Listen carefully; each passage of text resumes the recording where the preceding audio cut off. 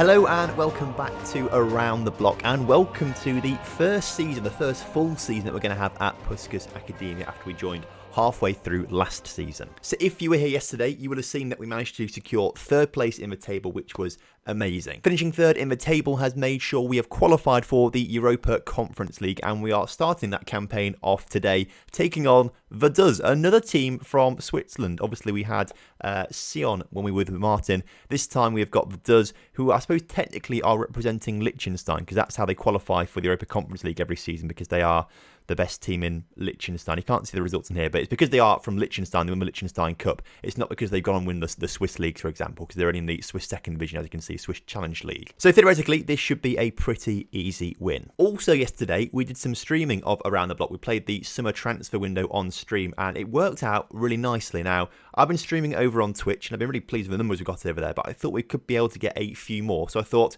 we'll do half an hour streaming on YouTube to get you guys on the YouTube side involved, and then we can move over to Twitch after about half an hour of streaming on YouTube, because Twitch is just a much better platform for live streaming for me and for you guys. So that was the plan, and it worked out amazingly well. We had over 100 people on the stream on YouTube, which is more than we ever normally get on Twitch. We then went over to Twitch and had about 80 people or so on average throughout the entire 2-hour stream or so, which again is about what we normally get. So I was really pleased, and I think we need to do that a little bit more often. The video on demands are both available for a few days on YouTube and Twitch, so if you want to go and see that, check it out. But in the meantime, for people who haven't seen this or whatever, we will quickly recap who we've brought through the transfer window. First things first, we brought Shitty Joe in from the club for £17,000 from Martin. He was always going to come to the club, and he's back. He's not that good, but who cares? It's Andre Shitty Joe. He's back at the club where he belongs with me. We also brought Tyson Furman along as well, because he's got a nice bit of potential as well, and we thought we could use that with us. So he's, I think, about to go back on loan to Martin, actually. I think they put a bid in for a loan offer, so he might go back to Martin in just a moment's time. So they are two familiar faces. Another familiar face is Gompi Hartmanov, who was released by Martin, which was a little bit strange, but has got a bit of a place here, I think, at Puskas Academy. So he's come in, Gompi. So there's three familiar faces for you. The first transfer that we actually brought in, though, was this guy who is a goalkeeper. We had to replace Kiss, and we've got a Slovakian goalkeeper coming in, Anji Mariza, something like that. That's what we'll call him. He is slightly better than Kiss on paper, and should be a better goalkeeper as well. So he comes into the club, is great, had a long career with Olympia and kept a lot of clean sheets by the look of things. Did really well last season, particularly for Olympia, 15 clean sheets. So knows what he's doing. So hopefully he'll be better than Kiss. We then brought in a backup centre-back, Ricardo Grigor. Again, looks pretty comfortable, more of a backup centre-back for us, but 3-star current ability, good physicals, good mentals. It all looks pretty nice, so I'm pretty pleased with Grigor. Also, fairly professional personality, is great for a bit of tutoring for our young players as well. We then brought in, on a free transfer, Hamari Traore at right back. We did a little bit harsh on Gita, but he was available on a free transfer, and you guys in the chat last night seemed to say he was a really good player to bring in, so we got him in. He's had a long, illustrious career, starting off in Mali, going into Paris, into Belgium, back to Reims, and then Stade Rennais, and now come to us in Hungary. So hopefully we get something out of his little transfer there. He's on for a year deal, because he retires at the end of the year, but should be a good player for us. We then spent £375,000 on Peter Sloboda, who is a 20-year-old left-back with 4-star current ability and a 5-star potential. He's going to be a fantastic player for us, our best, probably one of the best players on the pitch for us, actually. It's a little harsh on Antovski, but you know, if we want to be competing for the title and for Europa League this season, we do need to have a good mix of players in there. So he'll be quite good, has played in Slovakia for a long time, hasn't got massively good ratings, but I think will be a very good player for us in our system. And then the final player that we brought in for 350k is Andrei Mazarin. Now, he is an attacking midfielder on the left-hand side, 3.5-star current ability, 4-star potential, might be able to reach that at the age of 23, but again, looks like a good player, inside forward or inverted winger. That was the one area of the attack that I really wanted to improve. We do have good strikers in Byro and Cortez, they just don't always show it, but they are pretty good strikers. So that's the transfer window, pretty much. Not a whole lot of players being brought in. We've lost a couple of players. Gola's gone for 200k to another club. That was always part of the plan. And a couple of young players going out on loan as well to get some experience and things like that. But I think it's been a pretty good transfer window. We might look to bring in one or two other players as and when we might need them towards the end of a transfer window. We are looking a little bit light in the centre of midfield, and we're going to be using central midfielders this season to help us out just a little bit. I think we need to use central midfielders rather than CDMs to have a bit more presence going forward. So as you can see, we have changed the formation just a little bit. We've now got 2 centre midfielders and we've got 1 CDM and no attacking midfielder this season, which might leave us a little bit light, but of course we can always just push Djordjevic up and swap him out and things like that. Now, we do have a small issue because Djordjevic is the best CDM we've got. We're only going to play with 1 CDM, which does make me think we need to get rid of Dardy, because he's not the best CDM, not the best midfielder, not the best centre-back, won't be used that much, and he's on £8,500 a week. I really think we need to get rid of him. You guys on the stream last night weren't so keen, but we can't have a player sitting on the bench all season who's earning 8.5% of our entire wage budget. So I think we do need to try and get rid of him. Let's offer him to clubs. Let's offer him for... He's valued at 325. Let's offer him up for 400k and just see if anyone wants him. But he's just going to be too expensive, I think. You'll also notice some new names in the midfield. Stan, Tudor Stan. He was out on loan last season to Ferrovar, who nearly won the title. But instead, he's come back to us this season after his loan and is probably our best player, actually. 4-star current ability, 5-star potential, only 19 years old, on a cheap contract as well. I think Tudor Stan is going to be a fantastic player for us this season. He lines up with Rossili for an all-Romanian centre midfield partnership. Rossili is a youngster of our youth intake from last season. Love his ginger hair and dark beard. You love to see that as well. Suggests he's dyeing his hair for ginger. I don't know why I'd want to do that. Either way, he's going to be a great player for us as our box midfielder with 2-star current ability and 5-star potential. But we are lacking a little bit in midfield, so we could maybe do with an extra one. So in today's episode, we're essentially going to be playing both games against the Duz before we look into any of the changes in the league. There are a few little changes in the league, I believe, so we'll look at that in future episodes when we get into the league episodes. But today we're focusing just on Europa Conference League, and I really think that this team can actually get into the group stages. So the full lineup then is Mreza in goal. He's the new goalkeeper, of course. Sloboda is going to be taking first shift today ahead of Antovski. Rus and Gornek in the centre-back partnership with Traore at right-back. As previously mentioned, Djordjevic, Stan and Rossili in the middle of the park as well, with Kalmar on the left, Farkas on the right and Cortez up front. Kalmar starting on the wing because our new winger arrived too late to be registered for this round of the Europa League. And guess what? He's actually really cross about that. Despite not being here when we could register players, he's cross about it. So we've not got off on a great foot, me and Andre Mazarin. But if we look at the interaction, conversation history, what can I do for you, boss? I've been told something on your mind. And then he got a bit aggy saying, I'm lost for words why you left me out of the Europa League squad. Well, look, you weren't even here at the time. So why are you cross with me? So it's not a great start, but hopefully he'll just start to bag goals in for us as we get into the season and it'll all be fine. Anyway, I'm waffling on too much. Let's get into the game. Right then, kickoff is upon us here today, and this should be a routine victory. But does it here on a technicality, in my opinion. So, you know, this team should absolutely tear a new one into them, and we should win this 4 or 5-0, I think, as Kalmar comes so close, unfortunately putting his header over the bar. So with this new formation that we are using, with a CDM and 2 central midfielders, I think it might give us a little bit more freedom going forward because we've got 2 midfielders that can push forward as a deep line playmaker and a box-to-box midfielder. So potentially we could be attacking with 5 rather than the 4 that we used to attack with last season. And we could be defending with 5 as well, or even 6 if you think that the box-to-box midfielder will come back as well. So I think we might have a little bit more success this season in the middle of the park and things like that, which might contribute to more goals scored and less goals conceded. Stan's free kick has been put in the back of the net, and 28 minutes into his return to the club after his loan spell, he gets his first goal. You love to see it. He's got a fantastic name as well. I really think Tudor Stan is going to be the biggest player for us this season. That is, if we keep him. If you were here for the live streams, again, you'll have known that lots of bids came for Tudor Stan of about £500,000-600,000.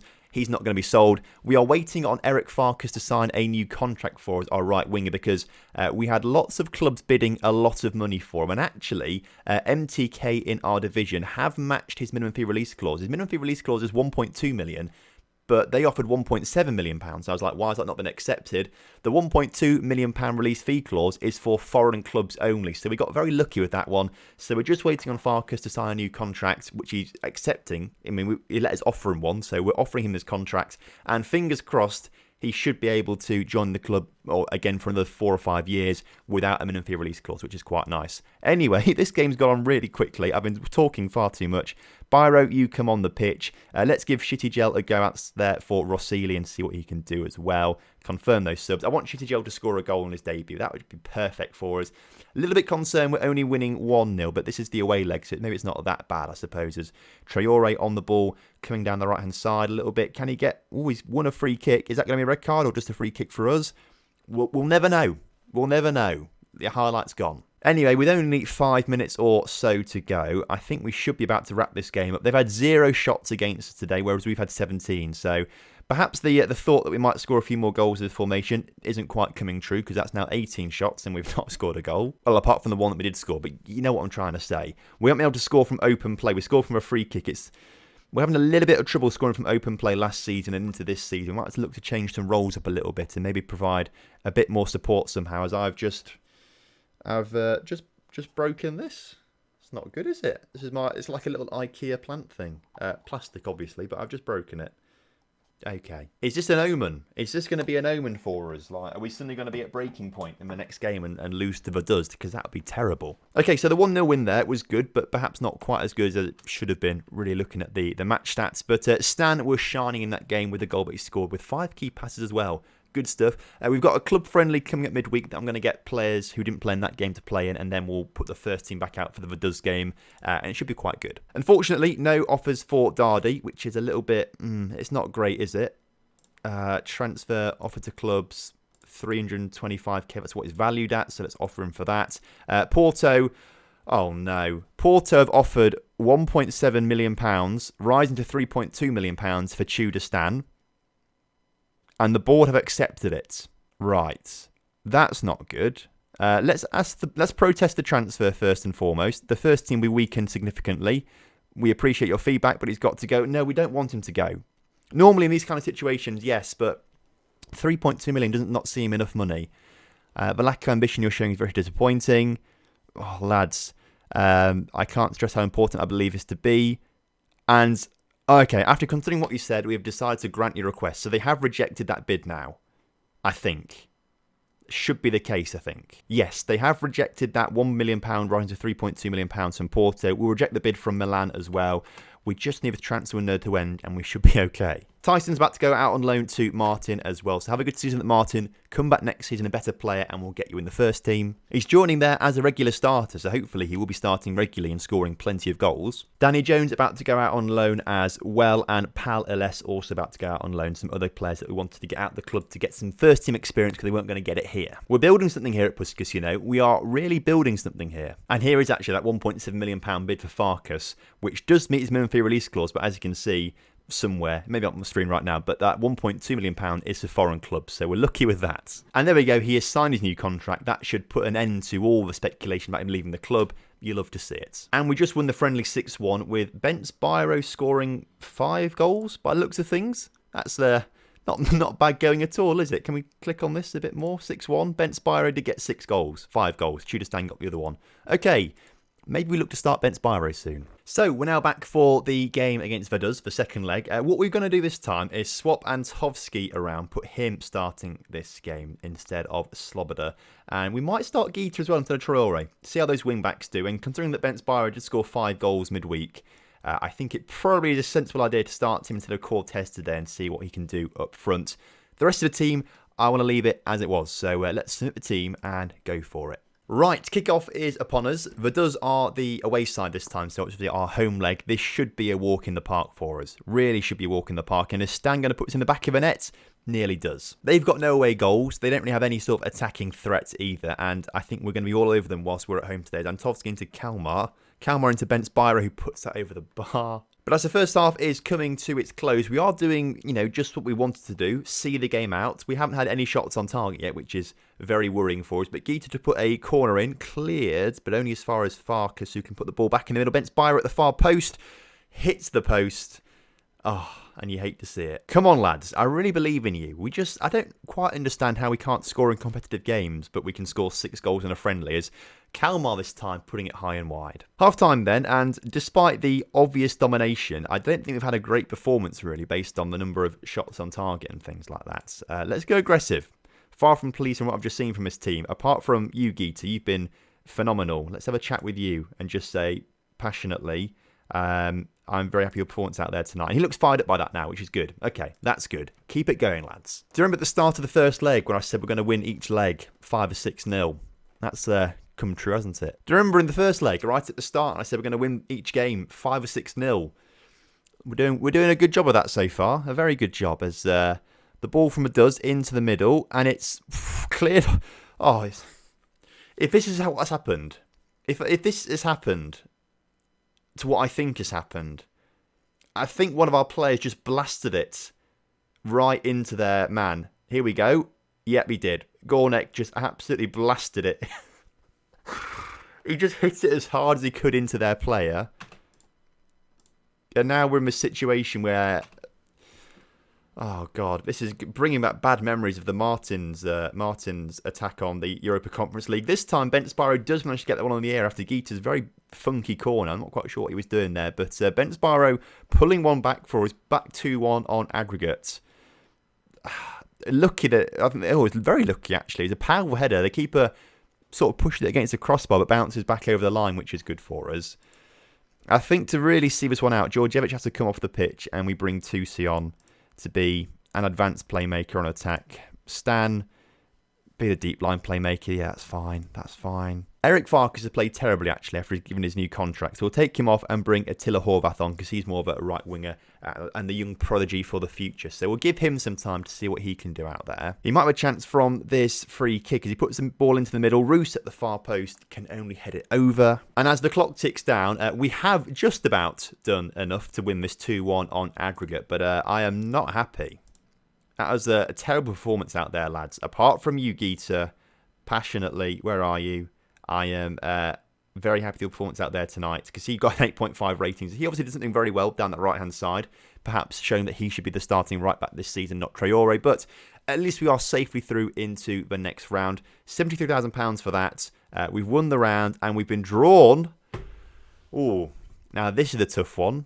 Red Star Belgrade. Okay. I'm not sure we can do that. If I'm honest with you, that is a very tough fixture. And it's coming up very, very fast. Very fast. So I think what we do, next episode, a 3-game special. We'll go for Red Star, Ujpest and Red Star. But that is tough. That is really tough. It's technically also my first return to Red Star since I managed them back in FM17 on my channel, which is a long time ago now. I've not been back since then. So... a return to Red Star for me. Anyway, thanks very much for watching today's episode. I hope you have enjoyed it, but it might all come crashing down tomorrow against Red Star. I don't know. Anyway, thanks ever so much for watching. I massively appreciate it. And drop a like on the video, subscribe to the channel if you're new around here, and I'll see you next time. Have a good one. Goodbye.